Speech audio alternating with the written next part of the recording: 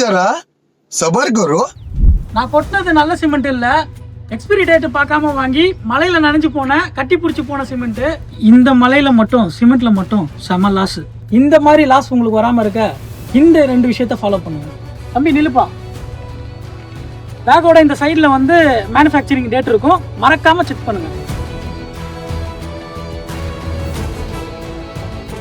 Number 2, cement பேக்கை வந்து labour shuttle தான் வந்து நம்ம ஸ்டோர் பண்ணி வைப்போம். 1.5 அடி ஹைட்டில் வந்து நம்ம ஒரு பிளாட்ஃபார்ம் மாதிரி கிரியேட் பண்ணிட்டு அதுக்கு மேலே சிமெண்ட் பேக்கை வந்து அடுக்கி வைக்கணும். தார்பாயை வச்சு ஃபுல்லாக க்ளோஸ் பண்ணிடணும்.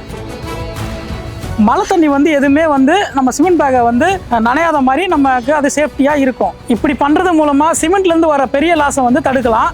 அது சரி, நீங்கள் ஏன் கத்திட்டு இருக்கீங்க? நீங்கள் அங்கே போட்டது கட்டி போன சிமெண்ட் இல்லை, நல்ல சிமெண்ட். என்ன கட்டி போன சிமெண்ட் இங்கே இருக்குது, நீங்கள் நல்ல சிமெண்ட் தான் கூட்டிட்டீங்க.